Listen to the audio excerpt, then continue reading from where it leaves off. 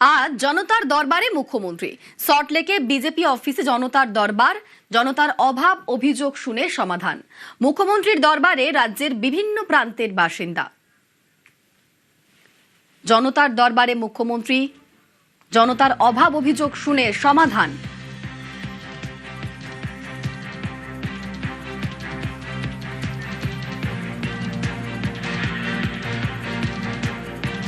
সল্টলেকে মুখ্যমন্ত্রী জনতার দরবার। ট্রান্সফারে স্বজন পোষণের অভিযোগ নার্সের। জনতার দরবারে এসে আজ সে কথা জানিয়েছেন নার্স। স্বজন পোষণের অভিযোগ নার্স মহুয়া মাইতির। তৃণমূল জমানায় ভয় দেখিয়ে ট্রান্সফারের অভিযোগ। আজ জনতার দরবারে এসে সে কথা জানিয়েছেন মহুয়া মাইতি। পূর্বতন সরকারের স্বজন পোষণ এবং দুর্নীতি নিয়ে বলতে, আগে সরকারের সময় আমরা কোথাও যেতেই পারিনি, কেননা যাওয়ার এইরকম ভাবে এই সরকারের মতো এত সুযোগ তো আমরা কোথাও পাইনি যেখানে গিয়ে আমরা নিজেদের কথাটা বলতে পারবো। তো আমাদের নার্সিংয়ের দুটো ক্যাটাগরি রয়েছে, একটা হচ্ছে বেসিক এবং পোস্ট বেসিক।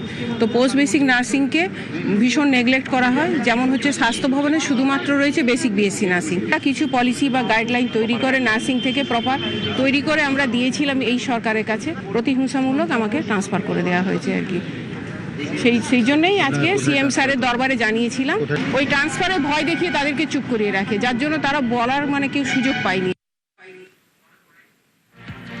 জনতার দরবারে আসেন এক মা। সুন্দরবন থেকে মেয়ের চিকিৎসায় সাহায্যের আর্জির জন্য তিনি আজ এসেছেন জনতার দরবারে। 2023 সালে হার্টের অসুখ ধরা পড়ে মেয়ের। বিভিন্ন হাসপাতালে চিকিৎসা করেও সুস্থ করা যায়নি মেয়েকে।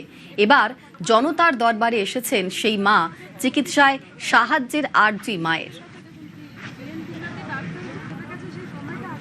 2023 থেকে ধরা পড়েছে। আশ্রমে থাকে, ওখান থেকেই ধরা পড়েছে। বাড়িতে ছোটবেলা থেকে ধরা পড়েনি।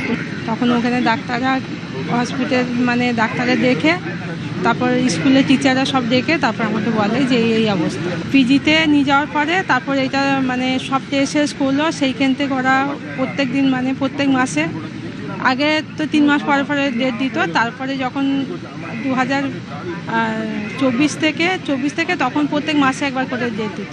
নিয়ে আসার পরেই ওনারা নোবেট করে লিখে দিত। এখন এই জন্যে এখানে এসেছি দরবারে, যেতে কিছু ব্যবস্থা করে দেন ওনারা।